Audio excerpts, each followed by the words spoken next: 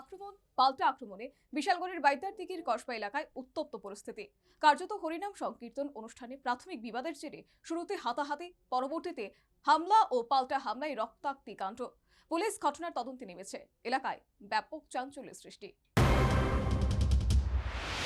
শ্রাদ্ধ শান্তির হরিনাম সংকীর্তন অনুষ্ঠানে অশান্তির পরিবেশ।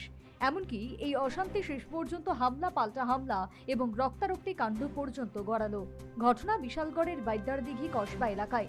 খবরে প্রকাশ, মঙ্গলবার রাতে কসবার হরিনাম সংকীর্তন অনুষ্ঠানে উচ্ছৃঙ্খল দুই গোষ্ঠীর মধ্যে প্রথমে বচসা, এরপর হাতাহাতি শুরু হয়। মূলত স্থানীয় বাসিন্দা অমিত সরকার ও বিজয় সাহার মধ্যে কোনো একটা বিষয়কে কেন্দ্র করে ঘটনার সূত্রপাত। এক্ষেত্রে অমিত সরকার আংশিক প্রহৃত হয় বলেই খবর। পরবর্তীতে অমিত সরকারের পরিবারের সদস্যরা সংঘবদ্ধভাবে বিজয় সাহার বাড়িতে হামলা চালিয়ে ব্যাপক ভাঙচুর এবং বিজয় সাহা সহ তার পরিবারের অন্যান্য সদস্যদের মেরে আহত করে বলে অভিযোগ। এমনটাই জানালেন স্থানীয় জনৈকা গৃহবধূ।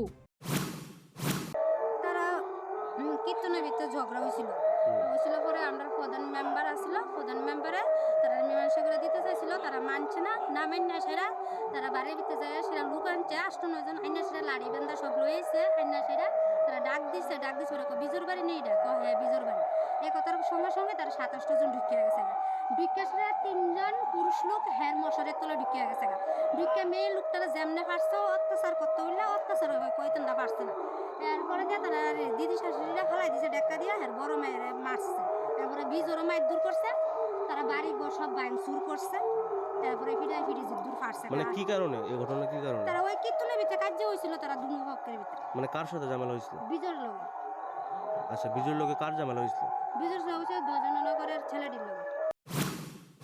তবে এই বিজয় সরকারের বাড়িতে হামলার ঘটনা অস্বীকার করলেন অমিত সরকারের মা। এই অভিযোগ ভিত্তিহীন বলে তিনি জানালেন। গিয়া বাইর করছি যেন আমি গেছি, আমি তো মা, আমি যাইতাম ওই পারি যেন বলে আমার ফুলাটাই তো দোষ করতে পারে। তারা দোষ আমি বাদ দিলাম, আমার ফুলাটা দোষ করতো, তারা ফুলাটা কিতা করছে।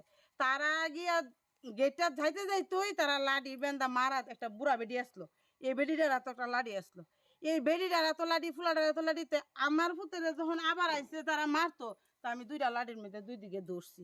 তো এই ধরা আপনার ছেলের কি অবস্থা পাইছেন কি?